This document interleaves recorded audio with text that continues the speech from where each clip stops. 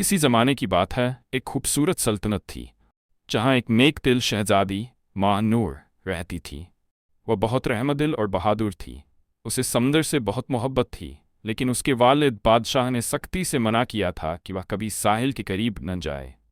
कहते थे कि समंदर में खतरे छुपे होते हैं, मगर शहजादी का दिल हमेशा लहरों की सरगोशियों और समंदर के नीले पानी की तरफ खिंचता रहता। एक दिन वह महल से छुपकर साहिल की तरफ निकल गई। वहाँ उसने पहली बार समंदर की चमकती लहरों में एक अजीब सी चमक देखी। जब वह करीब गई तो उसे एहसास हुआ कि वह चमक किसी जादुई मखलूक की थी, एक खूबसूरत जलपरी। जलपरी का नाम नीलॉफर था। वह बहुत उदास थी क्योंकि समंदर के बादशाह जालिम देव मकरान ने उसकी मां को कैद कर लिया।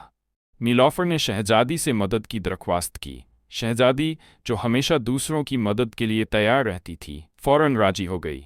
नीलॉफर ने शहजादी को एक खास सीपी दी, जिसे पकड़ते ही वह पानी में सांस ले सकती थी। फिर दोनों गहरे समुद्र में उतर गई। वहाँ शहजादी ने एक शानदार मगर खौफनाक दुनिया देखी। चमकते हुए मर्जान, रंग बिरंगी मछलियाँ और एक अजीम महल जहाँ जालिम बादशाह रहता था। शहजादी ने अपनी अक्ल और बहादुरी से एक चाल चली। उसने मकरान देव को चैलेंज दिया कि अगर वह उसे शिकस्त दे दे तो वह समंदर पर हुकूमत कर सकता है, लेकिन अगर शहजादी जीत गई तो देव को कैदियों को आज़ाद करना होगा। देव को अपनी ताकत पर बड़ा गुरूर था। उसने चैलेंज कबूल कर लिया। शहजादी ने नीलॉफर की मदद से जादुई मोतियों का इस्तेमाल किया और देव को धोखा देकर एक ताकतवर जाल में कैद कर दिया। जैसे ही देव कमज़ोर हुआ, उसकी ताकत खत्म होने लगी और कैद की गई जलपरियों समेत नीलॉफर की मां भी आज़ाद हो गई। समंदर की दुनिया में खुशी लौट आई और नीलॉफर ने शहजादी का शुक्रिया अदा किया।